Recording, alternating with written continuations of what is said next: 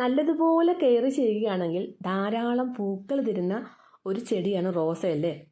ഇഷ്ടപ്പെട്ടിട്ട് നമ്മൾ നേഴ്സറിയിൽ നിന്നൊക്കെ റോസ വാങ്ങിച്ചുകൊണ്ട് വെക്കുമ്പോൾ അത് നമ്മൾ നന്നായിട്ട് കെയർ ചെയ്ത് പോവുകയാണെങ്കിൽ നമുക്ക് ധാരാളം പൂക്കൾ അതിലുണ്ടാവും. അപ്പോൾ അതിനുവേണ്ടി നമ്മൾ പല കാര്യങ്ങളും വീട്ടിൽ തന്നെ ചെയ്തു കൊടുക്കണം.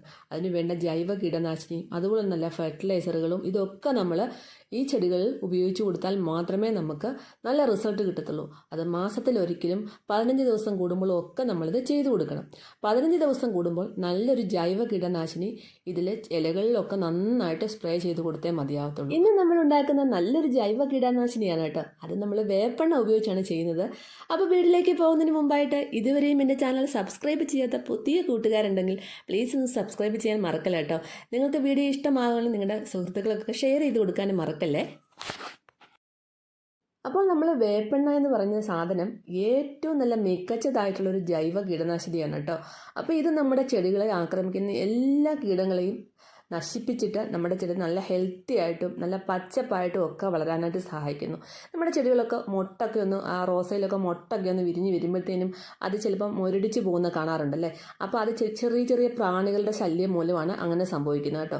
അപ്പോൾ നമ്മൾ എന്ത് ചെയ്യണം, റോസയൊക്കെ വെച്ച് പിടിപ്പിച്ച് കഴിഞ്ഞതിന് ശേഷം അതിലേക്ക് ഒരാഴ്ച കഴിഞ്ഞതിന് ശേഷം ഒന്നായിട്ടൊന്ന് ഉഷാറായതിനു ശേഷം നമ്മൾ ഇതിലേക്ക് ഇതുപോലെ വേപ്പെണ്ണ എമൻഷൻ സ്പ്രേ ചെയ്ത് കൊടുക്കുകയാണെങ്കിൽ വളരെ നന്നായിരിക്കും. നമ്മുടെ ഈ വേപ്പെണ്ണ കൊണ്ടുള്ള ജൈവ കീടനാശിനി ഉണ്ടാക്കാനായിട്ട് ഞാൻ എടുത്തേക്കുന്നത് ഫസ്റ്റായിട്ട് ഷാമ്പു ആണ്. ഇത് മൈൽഡായിട്ടുള്ള ഒരു സാധനമായതുകൊണ്ട് ഷാമ്പു ഒരു കുഴപ്പവും ഉണ്ടാകത്തില്ല നമ്മുടെ ചെടികൾക്ക്. സോപ്പ് ലിക്വിഡ് സോപ്പോ ഒക്കെ വീര്യം കൂടി തന്നെ നിങ്ങൾക്ക് സൺലൈറ്റ് പോലത്തെ സോപ്പ് എടുക്കാൻ കുഴപ്പമില്ല. അല്ലാതെ ഒരുപാട് സോപ്പ് പൊടി എടുത്ത് ഉപയോഗിക്കരുത്. സോപ്പ് പൊടി പെട്ടെന്ന് ചെടികൾ കരിച്ച് കളയും. അതുകൊണ്ട് അങ്ങനെ എടുക്കരുത്. പിന്നെ നമുക്ക് വേണ്ടത് ഒരു 5-8 വെളുത്തുള്ളി ചതച്ചത് വേണം കേട്ടോ. പിന്നെ 1 ലിറ്റർ വെള്ളം വേണം കേട്ടോ. ഈ 1 ലിറ്റർ വെള്ളത്തിനകത്താണ് നമുക്ക് ഈ മിശ്രിതം കലക്കിയെടുക്കേണ്ടത്. പിന്നെ നമുക്ക് ഒരു 20 മില്ലി നമ്മുടെ വേപ്പെണ്ണ ഇതിലേക്ക് ഒഴിച്ചിട്ട് വെള്ളത്തിലോട്ട് ഒഴിച്ചു കൊടുക്കുക കേട്ടോ. 20 മില്ലി തന്നെ നമ്മൾ എടുക്കണം. കറക്റ്റായിട്ട് എടുത്താൽ മാത്രമേ നമ്മളത് സ്പ്രേ ചെയ്യുമ്പോൾ നമ്മുടെ അതിനകത്തെ ചെടികളിലൊക്കെ കീടങ്ങൾ നന്നായിട്ട് നശിച്ചു പോകത്തുള്ളൂ കേട്ടോ. പിന്നെ നമുക്ക് വേണ്ടത് വെളുത്തുള്ളി ചതച്ചതാണ് ഇട്ട് കൊടുക്കുന്നത് കേട്ടോ. വെളുത്തുള്ളി ഒരു 5-8 വെളുത്തുള്ളി ചതച്ച് ഇട്ട് കൊടുത്താൽ മതി. ഇത് കീടങ്ങളെയൊക്കെ നശിപ്പിക്കാനായിട്ട് വളരെ നല്ലതാണ്. ഇതിൻ്റെ സ്പ്രേ ഒക്കെ നേരത്തെ ഇട്ടിട്ടുണ്ട്. വെളുത്തുള്ളി ഉണ്ടാക്കുന്ന സ്പ്രേ ഒക്കെ നേരത്തെ തന്നെ വീഡിയോയിൽ ഇട്ടിട്ടുണ്ട്. പിന്നെ നമുക്ക് കുറച്ച് ഷാമ്പു ആണുണ്ട്. അതായത് കുറച്ച് നമ്മൾ വളരെയധികം നമ്മൾ തലയിലൊക്കെ ഏക്കാൻ എടുക്കുന്ന ആ ഒരു ടൈപ്പിൽ അത്രയും ഒരളവിൽ ഷാമ്പു എടുക്കുക കേട്ടോ. എന്നിട്ട് ഇതെല്ലാം കൂടെ നന്നായിട്ടൊന്ന് അടിച്ച് പതപ്പിച്ച് നല്ലതായിട്ടൊന്ന് മിക്സ് ചെയ്യണം കേട്ടോ.